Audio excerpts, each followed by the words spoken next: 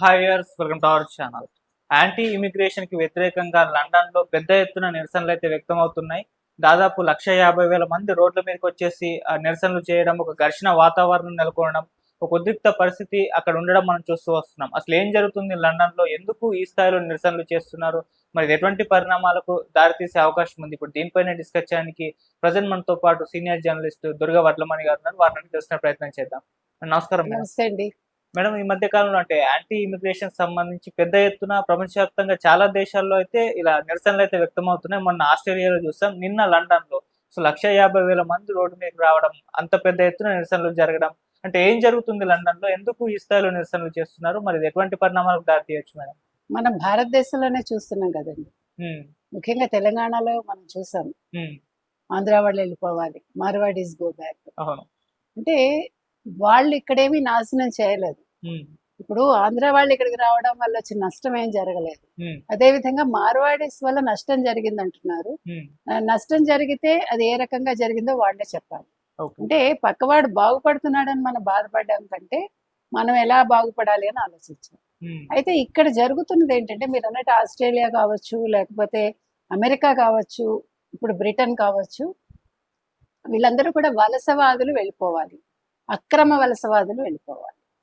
సక్రమంగా వచ్చిన వాళ్ళు కూడా ఇప్పుడు ముఖ్యంగా బ్రిటన్లో ఏంటంటే సమస్య, ఇంచుమించు 6 లక్షల దాకా ముస్లిమ్స్ ఎక్కువ, అంటే ఆఫ్రికా నుంచి, తర్వాత ముస్లిం దేశాల నుంచి వచ్చిన వాళ్ళు ఉన్నారు. ఉమ్, ఆ తర్వాత ఆ, అంటే అఫీషియల్గా వచ్చిన వాళ్ళు వీళ్ళందరూ, అన్అఫీషియల్గా వచ్చిన వాళ్ళు ఇప్పుడు ఇంచుమించు 2 లక్షల దాకా ఉన్నారు.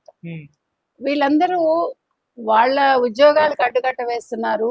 తర్వాత ఇంకొకటి ఏంటంటేనండి, ముస్లింలు ఎక్కడైతే ప్రాంతీయత, అంటే వాళ్ళు ఒక ప్రాంతాన్ని మొత్తం వాళ్ళ చేతుల్లోకి తీసుకుంటారో ఉమ్, అది చాలా డేంజర్. ఓకే. ఇది అంటే ముస్లిం దేశం చేసేయడానికి వాళ్ళు ప్రయత్నిస్తారు. ఉమ్, ఇప్పుడు బ్రిటన్ వాళ్ళకి అది అనుభవంలోకి వచ్చి భయపడుతున్నారు. ఓకే. అంటే ఇప్పుడు మనం వెళ్తామండి అనుకుందాము, ఉమ్, భారతీయులు లండన్కి వెళ్తారు, ఉమ్, కానీ మనం హిందూ మత వ్యాప్తి చెయ్యం. మనకి మత వ్యాప్తి అనేది మనం చెయ్యం కదా. ఓకే. కాకపోతే మనం వెళ్ళి అక్కడ అవన్నీ మందే అని మనం చెప్పం. మనకు అవకాశం ఉంటే మనం అక్కడ పోటీ చేయడానికి ఉంటే మనం పోటీ చేస్తాం అంతే, కానీ ఆక్యుపై చేయాలని చూడం. వేరేస్ ముస్లిం మతం అట్లా కాదు, ముస్లిమ్స్ అట్లా కాదు. అదొక పెద్ద సమస్య. ఇప్పుడు వీళ్ళ జనాభా పెరిగిపోయింది. ఇప్పుడు అంటే లండన్ ప్రభుత్వానికి అప్లై చేసుకుని వచ్చిన వాళ్ళు కొంతమంది అయితే చిన్న చిన్న పడవల్లో వచ్చేసి దొంగతనంగా ఉన్నవాళ్ళు, తర్వాత మీకు వీసా పరిమితి మించిపోయి కూడా ఉండేవాళ్ళు, మొత్తం 10 లక్షల నుంచి 15 లక్షల మంది ఉన్నారు. ఓకే. ఈ జాతీయవాది నేత టామీ రాబిన్సన్ ఆధ్వర్యంలో వాళ్ళు ఉమ్, వాళ్ళ జెండాలు పట్టుకుని మా దేశాన్ని మాకు ఇచ్చేయండి ఓకే. అంటూ నినాదాలు చేస్తూ వాళ్ళు, ఉమ్, అంటే అంటే మా దేశాన్ని మీరు ఆక్రమించొద్దు, మా దేశాన్ని మాకు ఇచ్చేయండి, మా ఉద్యోగాలు మాకు కావాలి అంటూ వాళ్ళు పెద్ద ఎత్తున నినాదాలు చేసి పాలస్తీనా జెండాలు, ముస్లిం దేశాల జెండాలు వాళ్ళు తగలబెట్టడం జరిగింది. ఉమ్, అంటే ఒక రకంగా వాళ్ళు చేస్తున్నది వాళ్ళ ప్రకారం అది న్యాయమే. ఓకే. కానీ ఇక్కడ బ్రిటిష్ వాళ్ళు గుర్తించాల్సింది ఏంటంటే, వాళ్ళు గతంలో ఏం చేశారు, వాళ్ళు వలసలెళ్ళి వాళ్ళు అక్కడ ఆధిపత్యం వాళ్ళు చేసి ఉమ్, అక్కడ సంస్కృతిని నాశనం చేసేసి ఉమ్, అక్కడ వాళ్ళ కల్చర్ని వాళ్ళు ప్రాపగేట్ చేసి ఓకే. మొత్తం వాళ్ళు అధీనంలోకి తెచ్చుకుని ఉమ్, ఎట్లా చేశారు వాళ్ళు ఓకే. ఇప్పుడు కర్మ రిటర్న్స్ కర్మ రిటర్న్స్. ఇప్పుడు అయితే ఎంత కర్మ రిటర్న్స్ అయినా, అంటే ఎవరైనా ఇలాంటివి మనం సహించమండి, ఓకే. మనం చెయ్యము, ఎదరవాళ్ళు చేస్తే మనకు నచ్చదు. ఉమ్, ఇప్పుడు ఆస్ట్రేలియా అదే కదా, మీరందరూ మొన్న ఒక ఇండియన్ ని చూసి మీరు ఎందుకు ఇక్కడ ఉన్నారు అని, ఆ మధ్యన అమెరికాలో ఉమ్, ఎక్కడికి వెళ్ళినా కూడా మీ ఇండియన్ మొహాలే కనిపిస్తున్నాయి మాకు, మీరు ఎందుకు ఇక్కడ ఉంటారు, వెళ్ళిపోండి అని.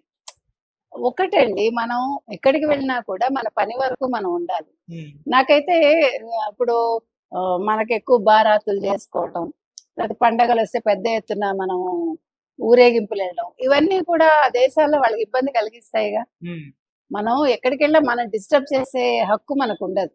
ఓకే. కొంచెం మనం అలాంటివి ఆలోచించుకోవాలి. ఉమ్, అంటే మన పండగలు మనకు గొప్ప అనుకుంటే మన ఇంటి వరకు. ఒకప్పుడు అసలు మీకు గుర్తుంటే అసలు ఇండియన్స్ ఎక్కడా కూడా చాలా కామ్గా ఉండేవాళ్ళు. అమెరికా వెళ్ళిన కొత్తలో ఒక హాఫ్ లైట్ ఒక 2 దశాబ్దాలు మేబీ, ఇప్పుడు ఇటీవలి కాలంలో మాత్రం మన ఉనికి ఎక్కువ మనం చాటుకుంటున్నాం. ఉమ్, అది ఒక రకంగా ప్లస్ మైనస్ కూడా.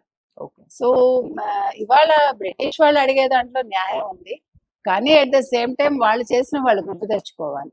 అయితే దీనికి వ్యతిరేకంగా అక్కడ ఉండే ఆ ఎంపీలు కావచ్చు, వాళ్ళందరూ కూడా ప్రభుత్వానికి సంబంధించిన వాళ్ళు, తర్వాత లెఫ్టిస్టులు, వీళ్ళందరూ కూడా వాళ్ళు ఉద్యమం చేశారు. చేసి వీళ్ళకి వ్యతిరేకంగా వాళ్ళు నినాదాలు చేశారు. ఓకే. అంటే వాళ్ళని సమర్థిస్తూ వలసవాదులు. కానీ అక్రమంగా వలసవాదులు రావడం తప్పు కదండి. ఇప్పుడు అక్రమంగా వచ్చేసి ఇప్పుడు మా ట్యాక్సులు మీరు తింటున్నారు అని.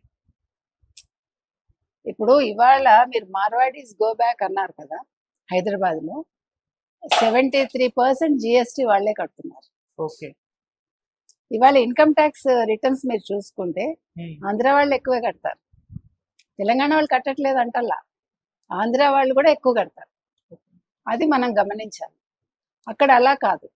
ఇప్పుడు వాళ్ళు కట్టే ట్యాక్సుల మీద ఈ ముస్లిమ్స్ దేశాల నుంచి వచ్చిన వాళ్ళు, లేకపోతే ఆఫ్రికన్స్ ఆ దేశాల నుంచి వచ్చిన వాళ్ళు దే ఆర్ లివింగ్ అన్నమాట. అంటే వీళ్ళకి ఆపర్చునిటీస్ తగ్గిపోతాయి, వీళ్ళకి డెవలప్మెంట్ ఉండదు. అది వాళ్ళు చెప్పేది.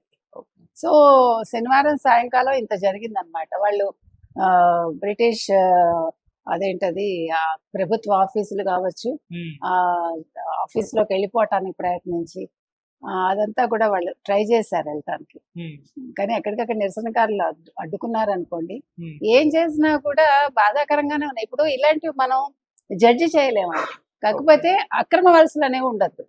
సక్రమంగా వచ్చి ప్రభుత్వం ఒప్పుకొని ఉండి తర్వాత వాళ్ళు వాళ్ళ ఉద్యోగాలు వాళ్ళు చేసుకుంటూ వాళ్ళు ప్రభుత్వం మీద ఆధారపడకుండా ఉంటే, అంటే అక్కడ ఉండే జనాల్ని మనం ఇబ్బంది పెట్టకుండా ఉంటే మనం ఉండొచ్చు. కానీ మనం వెళ్ళిపోయి అక్రమంగా అక్కడ ఉంటాము, వాళ్ళ మీద పడి తింటాము, ఏదో పరాన్న జీవుల్లాగా, అది చాలా తప్పు కదా. ప్లస్ నా కల్చర్ని తీసుకొచ్చి మీ మీద రుద్దుతానంటే మీరు ఎందుకు ఒప్పుకుంటారు? సరే, ఎప్పుడో బ్రిటిషర్స్ చేశారని ఇప్పుడు నేను చేస్తానంటే కుదరదుగా. మనం అలా ఆలోచించాం కూడా. ఇప్పుడు బ్రిటిష్ సామ్రాజ్యం అనేది రవి అస్తమించిన సామ్రాజ్యం అనేవాళ్ళు ఒకప్పుడు. అలాంటి వాళ్ళు వచ్చి మన ఎట్లా ఏలారు, మన ఎట్లా హింసించారు, ఎన్ని తిరుగుబాట్లు జరిగాయి, మనకి ఎట్లా స్వతంత్రం వచ్చింది అందరికీ తెలుసు. కానీ అలాగని మనం మళ్ళీ అలా చెయ్యాలని కోరుకోం. అంటే మనిషి సంస్కారవంతుడైతే అలాంటివి కోరుకోడు. సంస్కారం లేకపోతేనే మనకు అలాంటి ఆలోచనలు వస్తాయి. కాబట్టి ఇవాళ లండన్ లో జరిగిన వాళ్ళ పోరాటం న్యాయపరమైంది.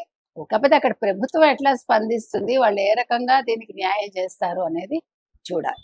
అంటే ఇప్పుడు బ్రిటన్ పంపించేసిన ఆ ప్రభుత్వాల ఆర్థిక పరిస్థితి దెబ్బతింటుంది, అందుకే ఆలోచిస్తున్నారు ప్రభుత్వాలను కూడా చెప్తున్నారు. ఆస్ట్రేలియా అయినా సరే, లండన్ అయినా సరే, ఇప్పుడు అక్కడ ఇమిగ్రెంట్స్ ఉన్నారు, వాళ్ళ ఎకానమీ దెబ్బతింటుంది దేశ కంట్రీది, అందుకే వాళ్ళు పంపించడానికి వెనకడిగేస్తున్నారు కూడా అంటున్నారు మేడం. అది కరెక్ట్ అంటారు? అంటే మేబీ ఆస్ట్రేలియా మేబీ కరెక్ట్. అంటే ఇక్కడ లండన్ లో ఇప్పుడు మనం చూసిన సిచ్యువేషన్ బట్టి అది 100% కరెక్ట్ కాకపోవచ్చు. ఇప్పుడు వలసదారులుగా వచ్చి వాళ్ళు మా ట్యాక్సులు తింటున్నారు అన్నప్పుడే వాళ్ళు వీళ్ళ మీద పడి తింటున్నారు అనేది అర్థమవుతుంది. అలాంటప్పుడు వాళ్ళని పంపించడం వల్ల మంచి జరుగుతుంది. ఆస్ట్రేలియా వేరు. ఆస్ట్రేలియా ఎకానమీలో మన పాత్ర ఉండొచ్చు. అంటే నాట్ ఓన్లీ భారతీయులు, ఏషియన్ కంట్రీస్ నుంచి కావచ్చు, మిగిలిన చోట్ల నుంచి వచ్చిన వాళ్ళు. కానీ లండన్ అలా అయ్యి ఉండకపోవచ్చు, అంటే మనం చూసిన దాన్ని బట్టి. కాబట్టి పంపించేసేయాలండి. ఇప్పుడు ట్రంప్ చెప్తుంది అదే కదా. మనం ట్రంప్ని తప్పు పడుతున్నాం, కానీ ఒక రకంగా అది కరెక్ట్. ఇప్పుడు భారతదేశంలో రోహింగ్యాలను తీసుకోండి మీరు, వాళ్ళకి ఎట్లా వస్తున్నాయి ఆధార్ కార్డ్స్ ఇవన్నీ.